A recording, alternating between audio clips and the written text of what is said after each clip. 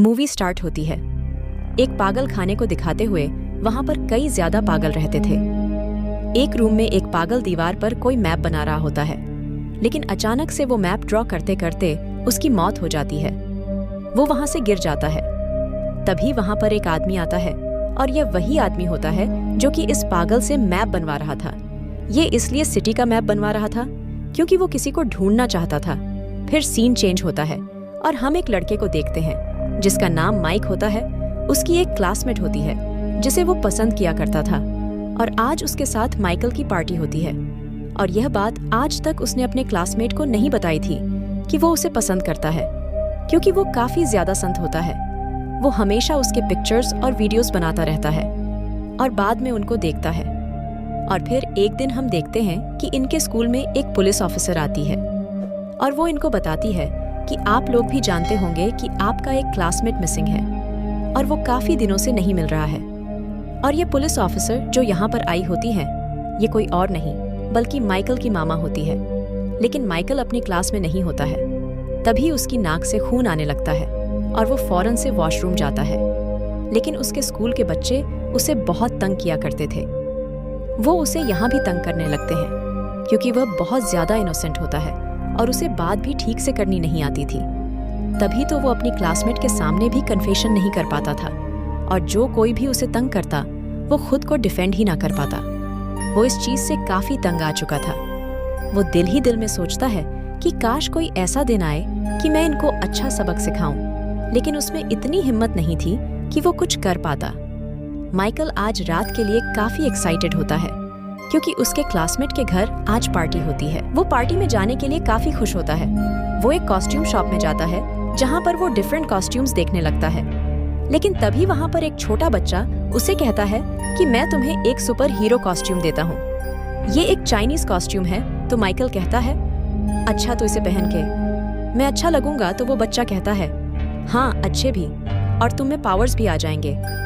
Michael उसको मजाक समझते हुए घर आ जाता है। वो अपने साथ वो कॉस्ट्यूम भी घर ले आया था, लेकिन घर आकर वो काफी उदास होकर सोफे पर बैठा होता है। तभी उसकी मॉम आकर पूछती है, क्या हुआ मेरे बेटे को? तो माइकल कहता है, मामा कॉस्ट्यूम तो मैं ले आया हूँ, लेकिन पार्टी में बच्चों ने बहुत अच्छे अच्छे कॉस्ट्यूम्स पहने होंगे और मेरा कॉस्ट्यूम देखें कितनी बेकार है। उसकी मामा कहती है कि जैसे तुम हो वैसे ही बन के रहना, कभी भी किसी दूसरे की कॉपी मत करना, वरना तुम्हारे अंदर जो अपनी अच्छाइयां हैं वो भी दब के रह जाएंगी। और उसकी मॉम बोलती है कि मेरा बेटा तो सबसे प्यारा लगेगा। इनफैक्ट माइकल के फादर इस दुनिया में नहीं थे, तो माइकल की मॉम उसे बहुत प्यार किया करती थी। लेकिन माइकल फिर भी उन्हें मिस किया करता था कि अगर मेरे फादर जिंदा होते तो जो बच्चे मुझे तंग करते हैं उन्हें सबक सिखा देते। अब रात का टाइम आ चुका होता है और माइकल रेडी होके उस पार्टी में जाता है। अब वहां पर सारे बच्चे उसे तंग करने लगते हैं कि हम जानते हैं तुमने अपने सेल फोन में उस लड़की की पिक्चर्स और वीडियोस रखी हुई हैं। तुम उसे पसंद तो करते हो, लेकिन ये क्या बात हुई? तुम सीक्रेट उसकी पिक्चर्स लेते हो। उसे पता चलेगा तो उसे कितना बुरा लगेगा। इसी के साथ वो उस लड़की की पिक्चर्स और वीडियोस उधर चला देते हैं, जिसे उसे देखकर उस लड़की को काफी ज्यादा गुस्सा आता है और वो माइकल पर गुस्सा होने लगती है। माइकल खुद को वॉशरूम में बंद कर लेता है और बाहर से बच्चे उसे बोलते हैं, क्या हुआ, तुम डर गए हो क्या? और बोलते हैं कि बेचारा एक लड़की से डर गया। अब माइकल इन लोगों के सामने नहीं जाना चाह रहा होता क्योंकि बाहर के बच्चे काफी बदतमीज होते हैं। वो अंदर ही शीशे में देख से बात करने लगता है कि उस बच्चे ने कहा था कि ये कॉस्ट्यूम पावरफुल है। तो वो बोलता है कि कॉस्ट्यूम क्या पावर है तुम्हारी? क्या तुम मुझे इस वक्त गायब कर सकते हो? इसी के साथ लाइट ऑफ होती है और जैसे ही लाइट दोबारा ऑन होती है तो माइकल वाकई में गायब होता है। वो इनविजिबल बन चुका था। अब हम देखते हैं कि माइकल की रूटीन क्या होती है। वो सुबह उठता है और जब ब्रश करता है तब हमें पता चलता है कि वाकई में अब ये इनविजिबल बन चुका है और वो इस चीज को लेकर काफी खुश भी होता है। और वह कहता है कि अब मैं जब चाहे अपनी क्लासमेट से बदला ले सकता हूँ। माइकल अब स्कूल जाने लगता है, लेकिन दूर एक आदमी खड़ा होता है जिसने ब्लैक ग्लासेस लगाए होते हैं। वो उसको नोट कर लेता है और अब माइकल तो क्लास में चला जाता है, लेकिन वो किसी को नजर नहीं आ रहा होता। तब वो इस चीज का काफी फायदा उठाता है। वो टीचर पर मस्टर्डिंग गिरा देता है और टीचर को लगता है कि वो वहाँ बैठे किसी बच्चे ने गिराई है, तो वो उसको क्लास से बाहर निकाल देती हैं और अपने इनविजिबल होने का फायदा उठा के बाकी लोगों से भी बदला लेता है। और तभी हमें पता चलता है कि स्कूल से 2 बच्चे और मिसिंग हैं। पर उन्होंने अपने मिसिंग होने से पहले एक वीडियो मैसेज रिकॉर्ड किया होता है कि हम अपनी मर्जी से यहाँ से जा रहे हैं और अकेले रहना चाहते हैं, एक इंडिपेंडेंट लाइफ गुजारना चाहते हैं। तो आज इनके स्कूल में एक साइकेट्रिस्ट आता है जो कि बच्चों को समझाने लगता है कि आप लोग अभी बहुत छोटे हैं और पेरेंट्स तो हर किसी के लिए ज़रूरी होते हैं, वो हमारी भलाई ही तो चाहते हैं, वरना किसी और का बच्चा जो कुछ मर्जी करता रहे उन्हें इससे क्या फर्क पड़ेगा। आप इस बात को समझने की कोशिश करें, लेकिन तभी माइक को फील होता है जैसे वो दोबारा से इनविजिबल हो रहा है। वो फौरन वहां से भाग जाता है और सब समझते हैं कि इसको साइकेट्रिस्ट की बातें बुरी लग रही है। लेकिन जब वो अपनी बहन के पास आता है तो उसकी बहन देखती है कि उसके भाई के कपड़े हैं, लेकिन वो इनविजिबल है। तो वो उसे कहती है, भाई आप सुपर हीरो हैं। तो माइकल फौरन से अपनी बहन के मुंह पर हाथ रख लेता है और कहता है, चुप रहो, ये किसी को नहीं बताना। मैं तब से इनविजिबल होने लगा हूं जब से मैंने वो कॉस्ट्यूम लिया है, उसमें जरूर कुछ ना कुछ है। उसके बाद माइकल सुनता है कि उसकी मॉम किसी से बात कर रही है। माइकल इनविजिबल हो जाता है और अपनी मॉम के सामने जाकर बैठ जाता है। क्योंकि उसकी मॉम को वो नजर नहीं आ रहा होता तो वो अपनी कॉल कंटिन्यू रखती है। तो माइकल को अपनी मॉम की बातें सुन के पता चलता है कि वो उनका असल बेटा नहीं है बल्कि अडॉप्टेड है।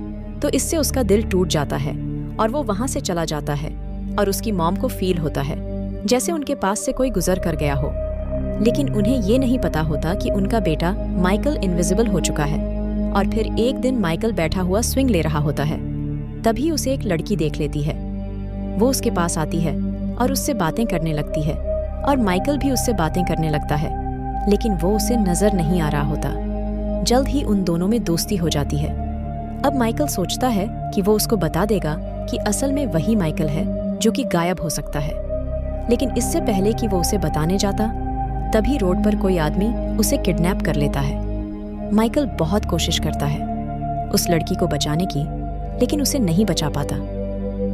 अब हम देखते हैं कि उस लड़की की आंख खुलती है एक ऐसी जगह पर जहां उसके हिके कुछ लोग होते हैं और उसकी बॉडी को, उसके मुंह को चेक कर रहे होते हैं, ये पता लगाने के लिए कि कहीं ये वो बच्चा तो नहीं जो इनविजिबल है।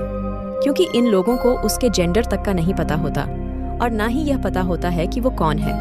और जब इन लोगों को यकीन हो जाता है कि इस लड़की के पास कोई पावर्स नहीं है और इसकी जगह कोई और है, और इस लड़की को बाकी दोनों बच्चों के पास छोड़ देते हैं जिन्हें पहले भी इसी एक्सपेरिमेंट के लिए यहाँ पर लाया गया था।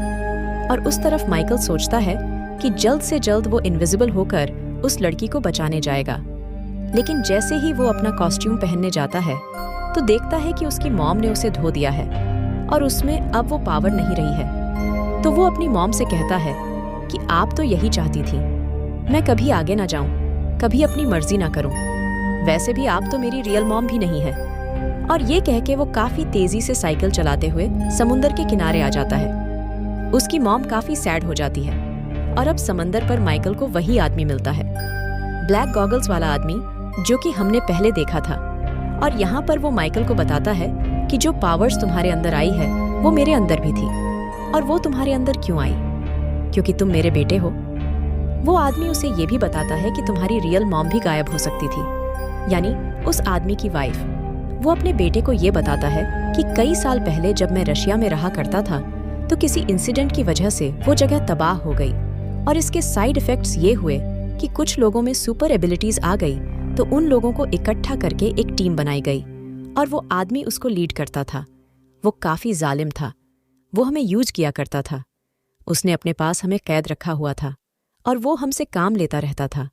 पर उसी दौरान मुझे वहां पर एक लड़की नजर आई जो मुझे बहुत अच्छी लगी, और वो लड़की तुम्हारी मॉम है। और कुछ टाइम बाद जब तुम पैदा हुए तो हम दोनों ने यह सोचा कि नहीं, तुम यहाँ पर नहीं रहोगे, तो हम दोनों तुम्हें यहाँ से लेकर भाग गए। लेकिन हमारे पीछे उस लीडर के लोग भी लग गए, तो तुम्हारी मदर ने अपनी जान की कुर्बानी दी और हम दोनों से कहा कि हम यहाँ से चले जाएं, और फिर वो भी गायब होना जानती थी, इसलिए वे उस वक्त भी गायब है। मुझे लगा कि मैं अकेला तुम्हें इस तरह से नहीं पाल सकूंगा और इस तरह से हम दोनों की जान को खतरा होगा, इसलिए मैं खुद ही तुम्हें उस पुलिस ऑफिसर के घर के बाहर रखा आया कि तुम्हारी जिंदगी मेरी जैसी ना हो। माइकल अपने फादर से पूछता है, यानी यह पावर्स मेरे कॉस्ट्यूम में नहीं बल्कि मेरे अंदर पहले से ही थी? तो उसके फादर कहते हैं, हाँ मेरे बेटे, तुम्हें यह पावर्स हमसे मिली है।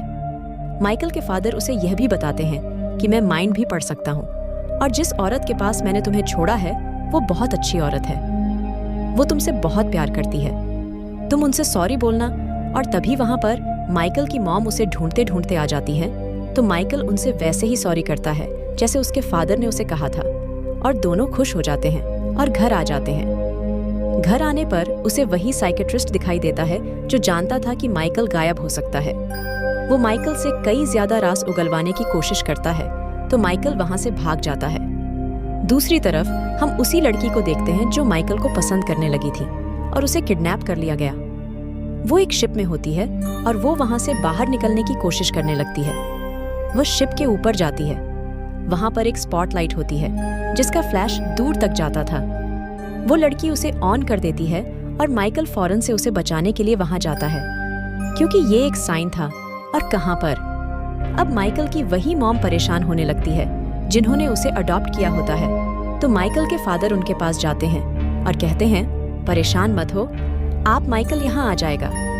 माइकल अब काफी ज्यादा कॉन्फिडेंट और क्लेवर हो चुका था। वो शिप में जाते ही सब लोगों को बड़े आराम से दूर कर देता है।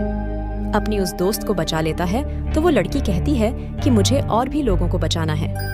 माइकल उसे कम देता है कि ये तुम अपनी सेफ्टी के लिए अपने पास रख लो, लेकिन वो लड़की उल्टा माइकल पर ही गन पॉइंट कर लेती है। माइकल बहुत हैरान होता है और सोचता है कि हो ना हो इस लड़की के पीछे किसी और का हाथ है और इसी ने इसको ऐसा करने के लिए फोर्स किया होगा। और जब माइकल थोड़ी रिसर्च करता है तो उसे पता चलता है कि वहां पर एक बूढ़ा आदमी है जो कि पैरालाइज्ड होता है, लेकिन उसके पास एबिलिटी थी उन लोगों को कंट्रोल करने की जिसे वो एक बार टच कर ले। उसी ने साइकेट्रिस्ट को भी और इस लड़की को भी कंट्रोल कर रखा था। माइकल के अगेंस्ट वो बूढ़ा आदमी सबमरीन को पानी के अंदर ले जाता है, क्योंकि वो माइकल को किसी और कंट्री ले जाना चाहता था। और जब तक माइकल की मॉम और उसके फादर वहां पहुंचते हैं तो वो लोग माइकल को ले जा चुके होते हैं। लेकिन तभी माइकल अपनी पावर्स का बहुत अच्छा यूज करता है और वहां सारी चीजें डिस्ट्रॉय करके उस बूढ़े आदमी को एक रूम में बंद कर देता है और खुद वहां से अपनी दोस्त को लेके बाहर आ जाता है। और उसकी मॉम ये देख के बहुत खुश होती है। अब जैसे ही माइकल बाहर आता है तो वहां पे और भी लोग होते हैं। माइकल उनके सामने ही गायब हो जाता है, तो माइकल के फादर आते हैं और उससे कहते हैं कि बेटा, तुम्हारे पास एबिलिटीज जरूर है, लेकिन हमें ये दुनिया से छुपानी होती है, जैसे मैंने छुपा रखी है। तुम ख्याल रखना कि पब्लिक में ये एबिलिटीज यूज ना करना और बिल्कुल नॉर्मल इंसान की तरह एक्ट करना। तुम्हारी जिंदगी आसान हो जाएगी। इसी के साथ उसके फादर आगे बढ़ते हैं और हर किसी की मेमोरी इरेज कर देते हैं कि उन्होंने कुछ देखा ही नहीं। जब सबकी मेमोरी वापस आती है, जो कि इस मोमेंट और इस इंसिडेंट से पहले की होती है, तो उन लोगों को यह तो पता होता है कि वो सारे मिसिंग बच्चे किडनैप हो चुके थे। अब ये लोग ये असू करते हैं कि माइकल की मदर जब उसे बचाने गई थी तो वो बहुत अच्छी पुलिस ऑफिसर हैं, तो उन्होंने बाकी बच्चों को भी बचा लिया और सब लोग उनको प्रेज करने लगते हैं। फिर अगले दिन हम देखते हैं कि माइकल एक नॉर्मल स्टूडेंट की तरह अपने स्कूल वापस जाता है। वहां पर बच्चे उसे फिर से तंग करने लगते हैं और अब उसमें काफी कॉन्फिडेंस था, तो वो उन बच्चों से कहता है कि बेहतर होगा कि मुझे तंग ना करो। और वो बच्चे उसका ऐसा जवाब सुन के काफी हैरान रह जाते हैं।